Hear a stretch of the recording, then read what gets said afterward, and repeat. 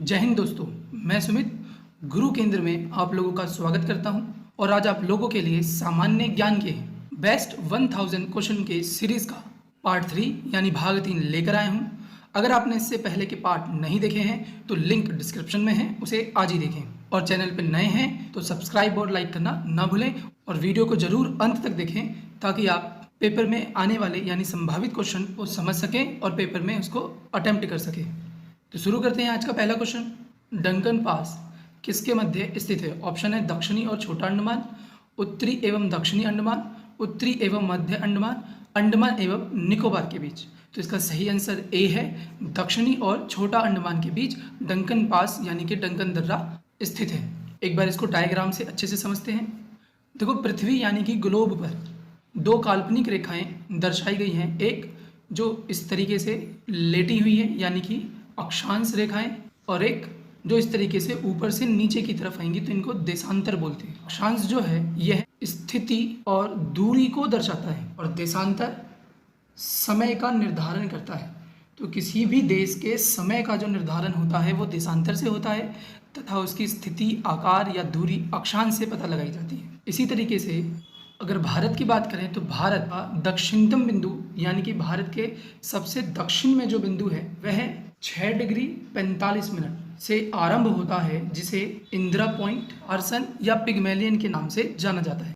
और वो इस वाले भाग में, यहाँ जो मैंने डायग्राम बनाया है, इसे ग्रेट निकोबार के नाम से जाना जाता है। यानी कि ग्रेट निकोबार वाले सेक्शन में इंदिरा पॉइंट या फिर पार्सन, और एग्जाम में कई बार पिग्मेलियन लिख कर भी पूछे तो आपको यह भारत का दक्षिणतम बिंदु बताना है। यानी भारत की जो शुरुआत है वो भूमध्य रेखा से, भूमध्य रेखा यानी 0 डिग्री से ऊपर की ओर जाने पर, ये जो आप ऊपर की ओर सेक्शन जा रहे हो यानी 6 डिग्री 45 मिनट पर आरंभ होता है।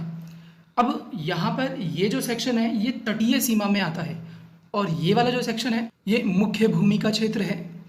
तो मुख्य भूमि अगर बोले यानी भारत की मुख्य भूमि का दक्षिणतम बिंदु जो है वो 8 डिग्री 4 मिनट पे आता है, जो कि कन्याकुमारी माना गया है। यानी कि मुख्य भूमि का दक्षिणतम बिंदु पूछे तो कन्याकुमारी, और मुख्य भूमि ना लगाकर सीधे सीधे भारत लगाकर पूछे कि भारत का दक्षिणतम बिंदु बताइए तो इसमें आपको इंदिरा पॉइंट, पार्सन या पिग्मेलियन टिक करना है, जो ग्रेट निकोबार का भाग है।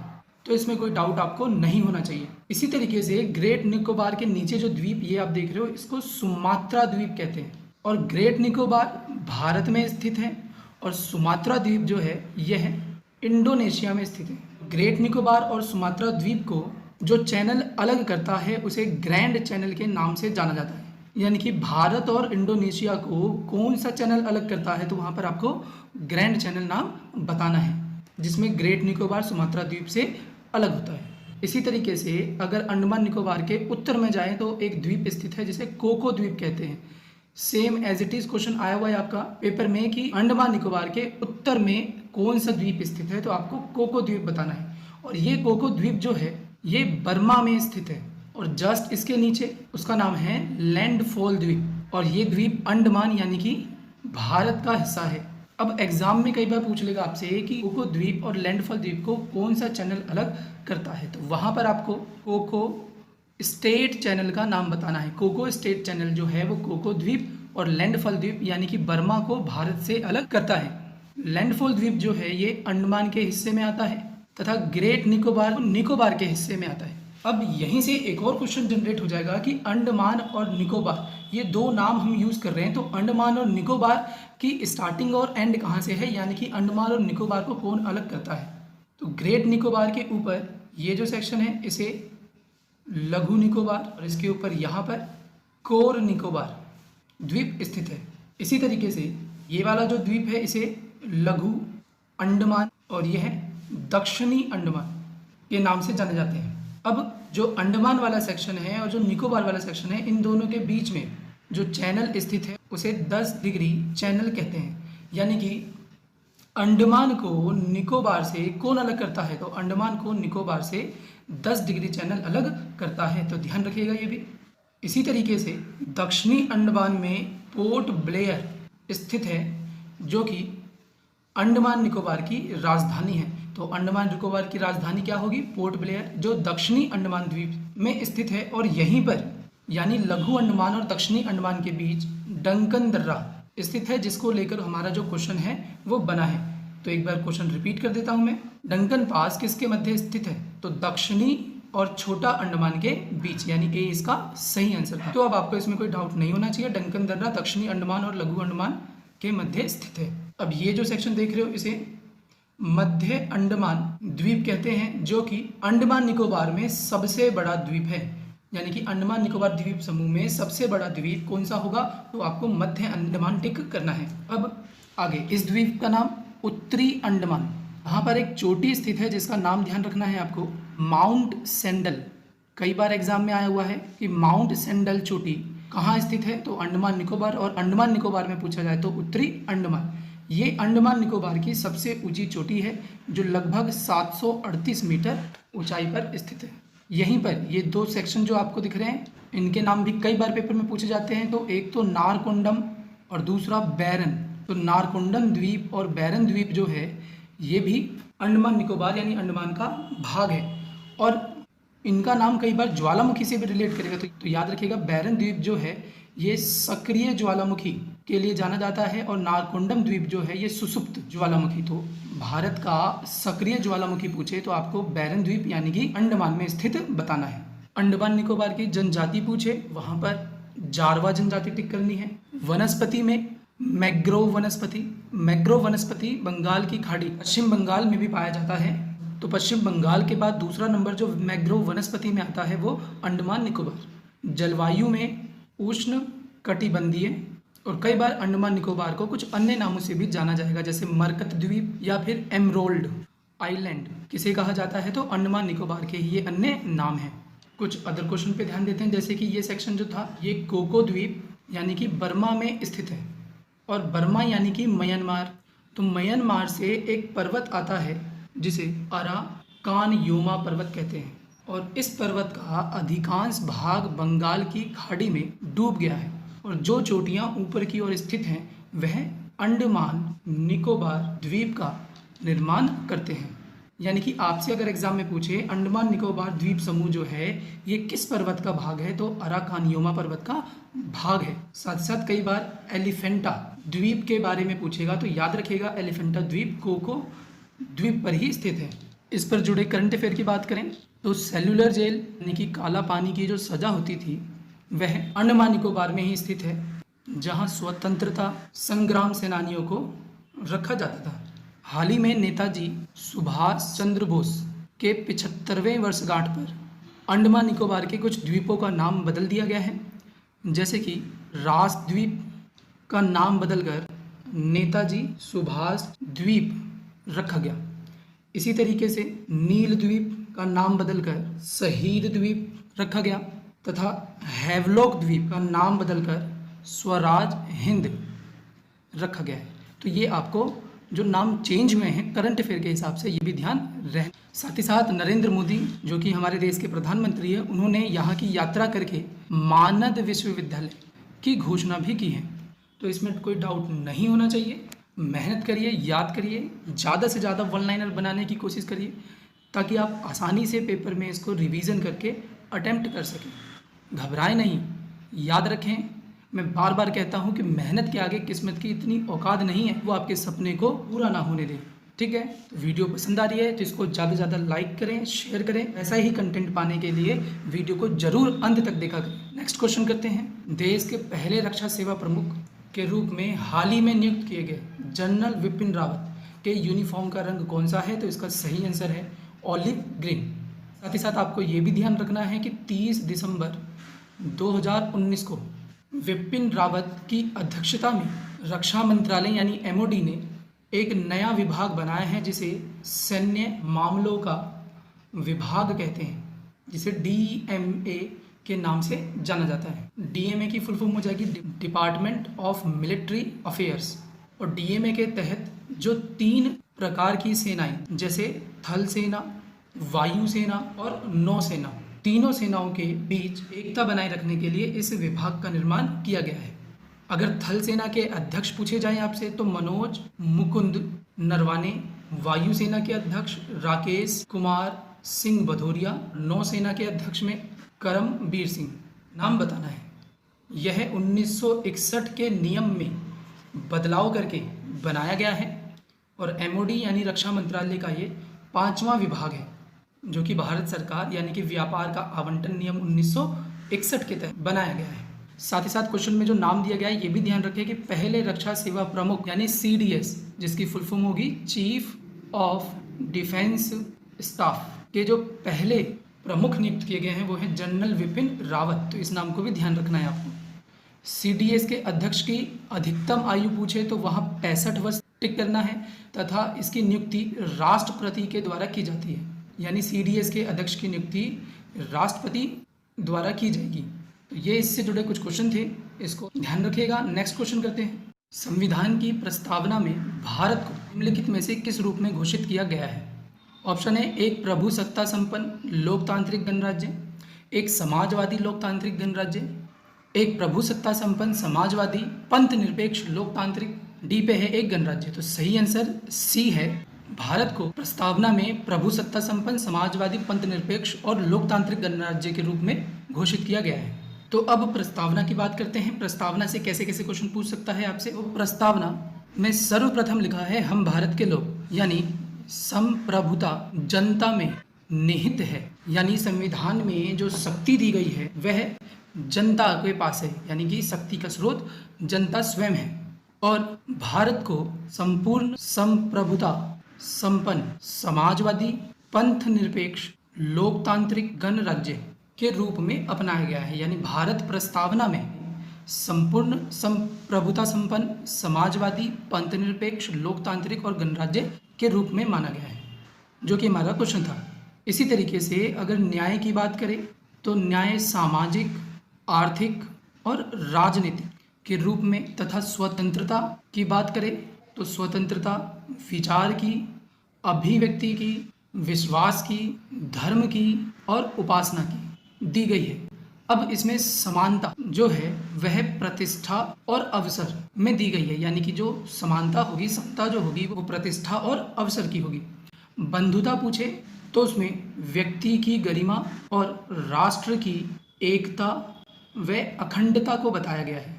अब यहाँ से क्वेश्चन कैसे कैसे पूछे जाएंगे उस पर ध्यान देते हैं। तो पहला क्वेश्चन जो था वो ये कि प्रस्तावना में भारत को किस रूप में अंगीकृत किया गया है? तो संपूर्ण संप्रभुता समाजवाद पंथ निरपेक्ष लोकतांत्रिक और गणराज्य।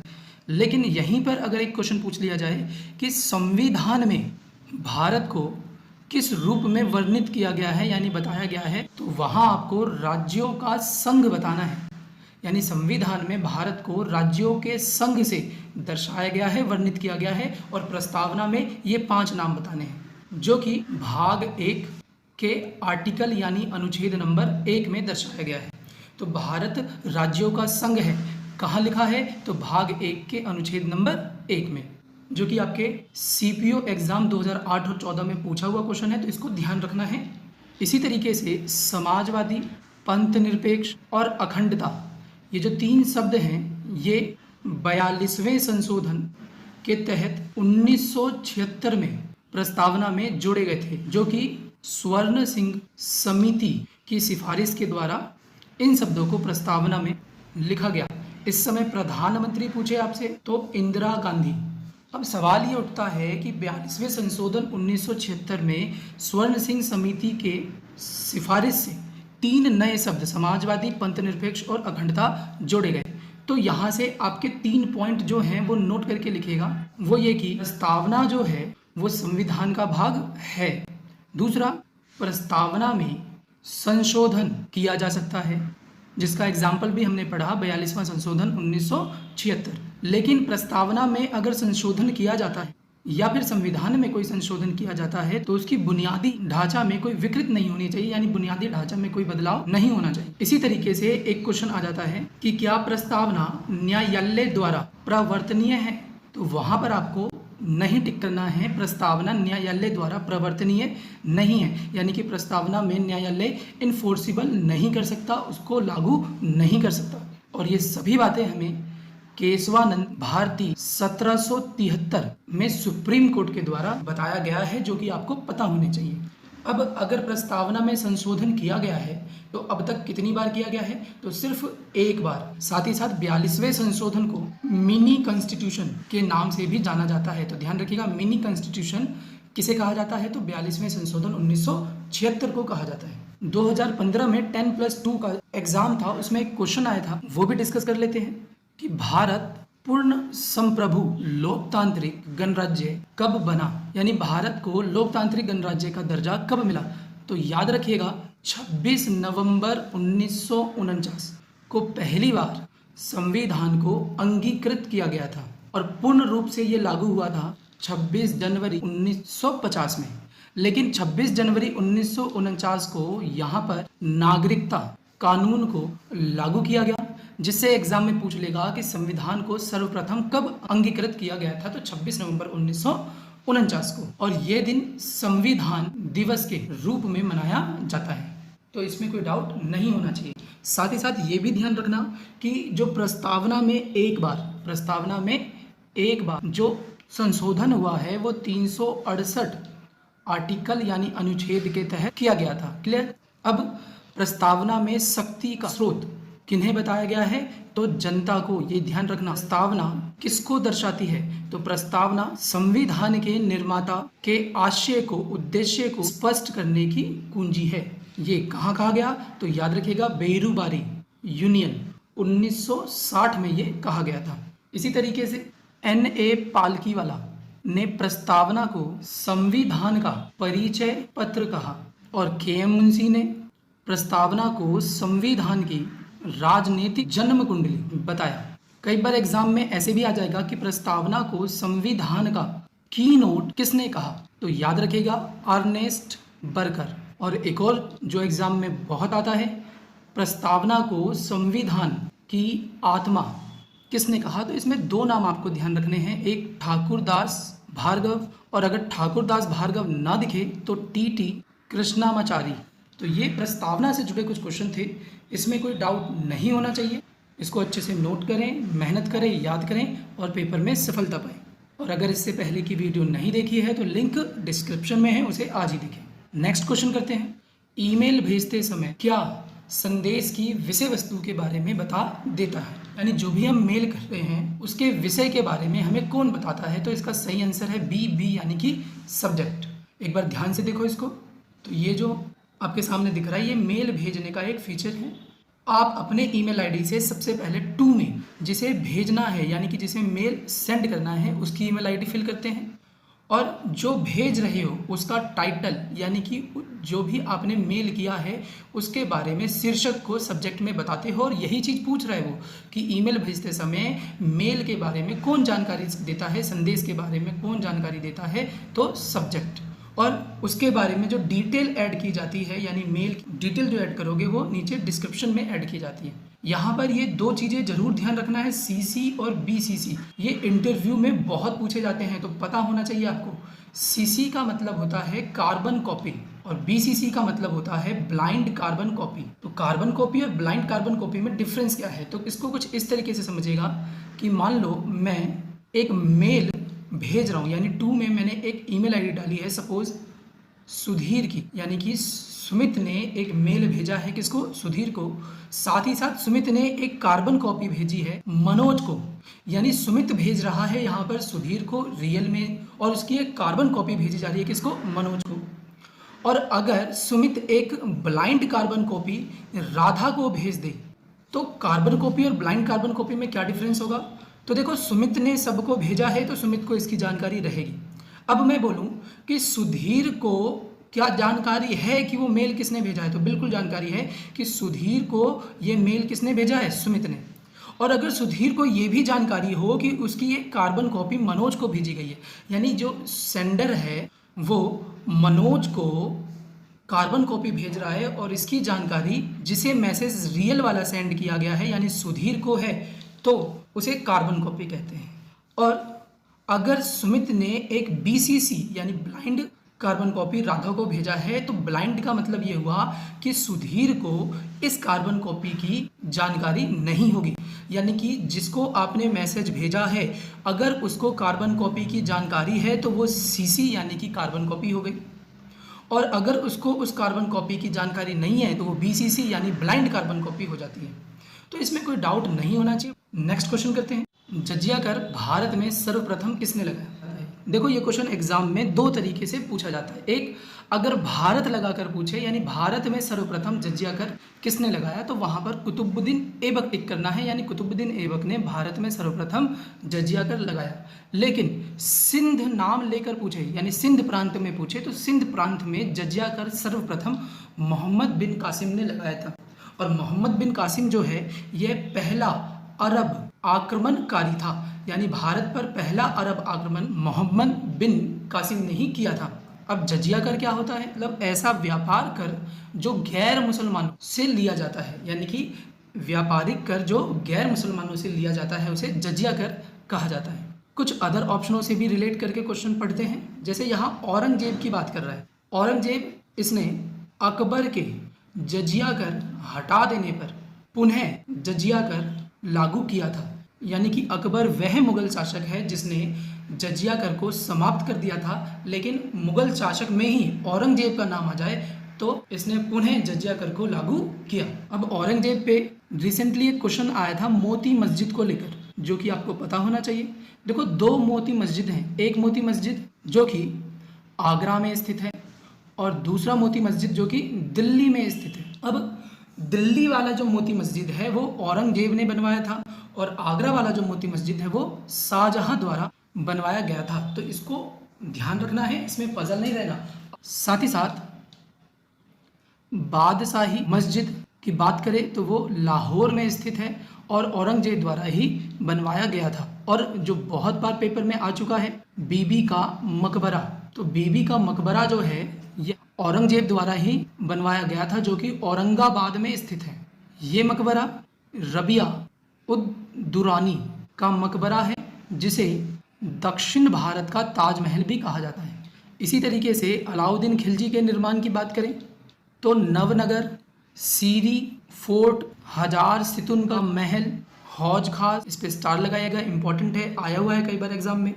अलाई दरवाजा, ये कुछ अलाउद्दीन खिलजी के द्वारा बनाए गए इमारतों के उदाहरण हैं। इसमें अलाई दरवाजा जो है यह है वैज्ञानिक दृष्टिकोण से निर्मित प्रथम गुंबद है। तो वैज्ञानिक दृष्टिकोण से अगर निर्मित प्रथम गुंबद पूछे तो आपको अलाई दरवाजा बताना है। इसी तरीके से एक क्वेश्चन जमात खाना मस्जिद को लेकर भी आता है, जो कि शुद्ध इस्लामिक शैली में निर्मित प्रथम इमारत है, जो कि अलाउद्दीन खिलजी द्वारा बनवाए गए थे। इसी तरीके से कुतुबुद्दीन ऐबक के द्वारा बनवाए गए इमारतों की बात करें तो उसमें कुतुब मीनार जो कि दिल्ली मेहरौली में स्थित है, 2.5 दिन का झोपड़ा अजमेर में स्थित है। ये दो इमारतें आपको ध्यान रखनी है।